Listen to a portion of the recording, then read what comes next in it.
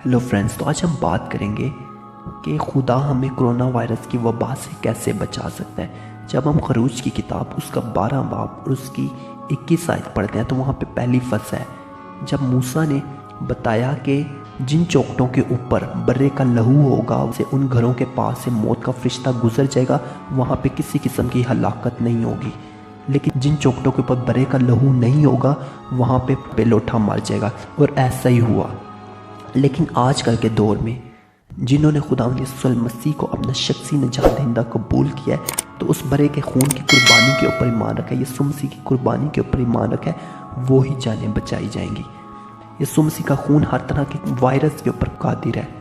यीशु मसीह का खून ही इंसान को तमाम गुनाहों से बचा सकता है। लेकिन इससे पहले हमें अपने तमाम गुनाहों का इकरार करना होगा और यीशु मसीह की सलीबी मौत का इकरार करना पड़ेगा कि हाँ, यीशु मसीह ने मेरे लिए अपना खून बहाया और मैं यीशु मसीह का खून अपने माथे पर लेता हूँ, अपने ऊपर लगाता हूँ। इसी तरह से मौत जो कि कोरोना वायरस की वबा है वो आपके घर के पास से गुजर जाएगी।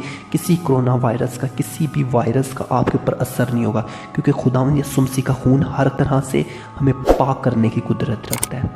क्योंकि बाइबल कहती है वही बचाए जाएंगे जिनके जामे बरा के लहू से धुले हुए हैं।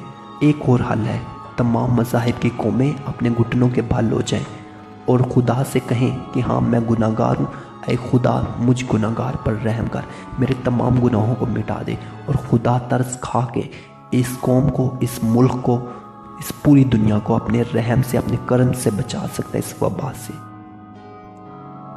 वीडियो अच्छी लगी तो वीडियो को लाइक करें, चैनल को सब्सक्राइब करें और बेल आइकन प्रेस करना ना भूलें। And thanks for watching.